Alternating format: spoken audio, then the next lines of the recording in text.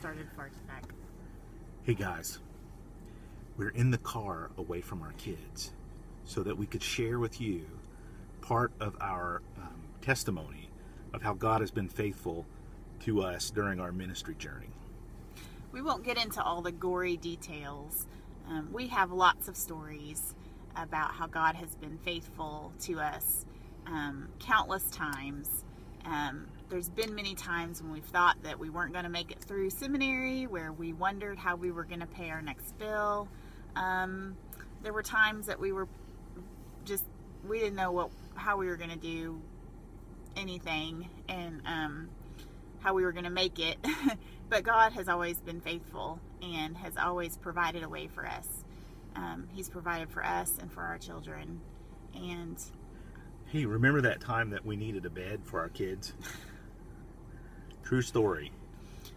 We when Walter was in seminary and the girls were still very young and had toddler beds, Emily had started to grow out of her bed. She was very getting long. very long, yeah. And she actually had to start sleeping on the couch, and we really couldn't afford to go out and just purchase a bed from a furniture store. So as I was tucking them in one night, I shared with them what Jamie and I had talked about before, that we were going to pray for a bed. And so that's what we did that night. Tucked in Emily, and I remember we prayed that God would furnish a bed for us. And the very next day, we got a phone call from a friend at Redbird Mission, and I was talking with her, and she just happened to ask if we needed a bed, a bunk bed, from one that her son had been in his room, and he really hadn't used it very much, but they were ready to give it away. And so that very next day, after we had prayed for a bed, God provided a bed for our children, and it's still in our house today. Yeah. And it will be used for the boys when they get old enough. Another time that God was really faithful was when we were pregnant with Sam, our third child. And at the time, we just had a very small car.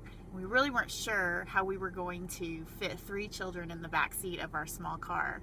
But God made a way. Walter did some research. Through internet research, I found a kind of a car seat that didn't have arms on it. It was really narrow, and we got one of those, and I found a way that all 3 would fit in the car before the baby was born, before Sam was born. So that was... And we saw that as God's divine intervention, where the people at the Babies R Us store said there was absolutely no way it could be done. Mm-hmm. God really led Walter into finding a way and making a way for us to be able to fit our 3 children very cozily in the back seat of our car.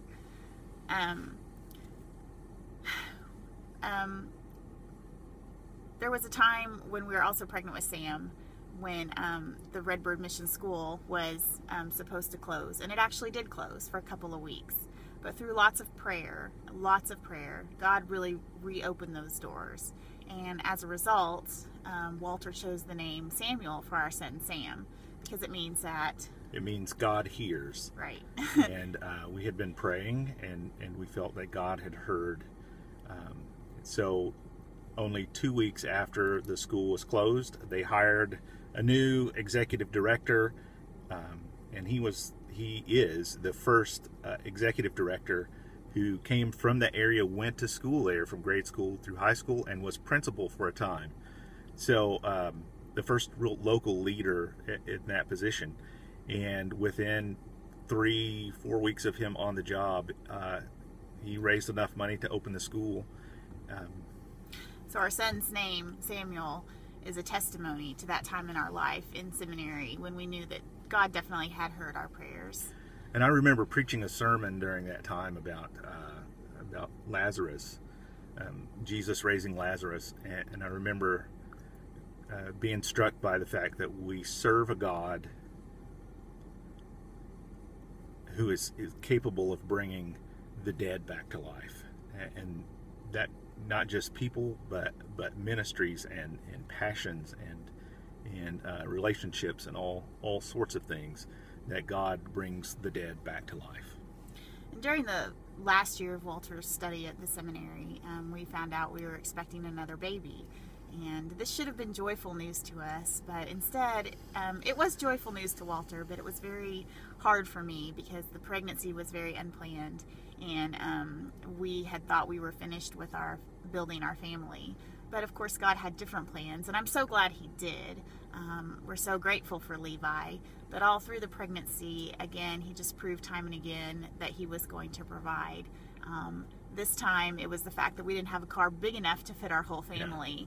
But months before Levi even came onto the scene and was born, his parents generously gave us this van that we have now because they wanted to give it to us. They had been meaning to give it to us for a long time, but God's provision was there.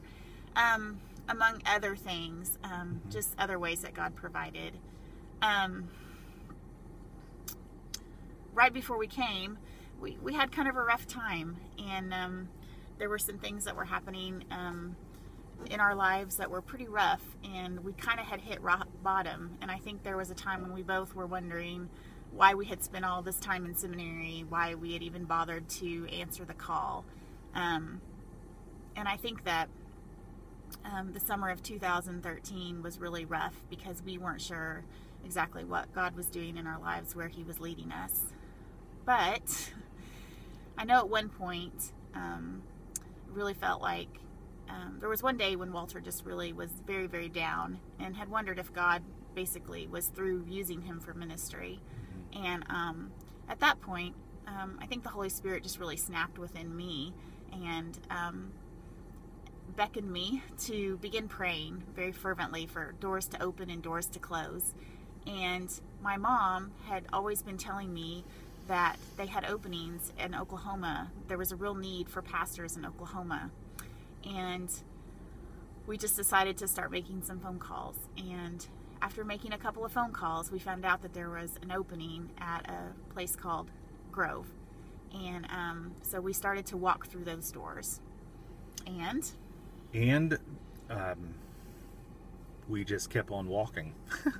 And we ended up in Grove. We ended up in Grove. Here we are. Going from the end of June, wondering, does God still want me, to ending up coming here to this place where I feel that yes, God does want me, want us, and I feel more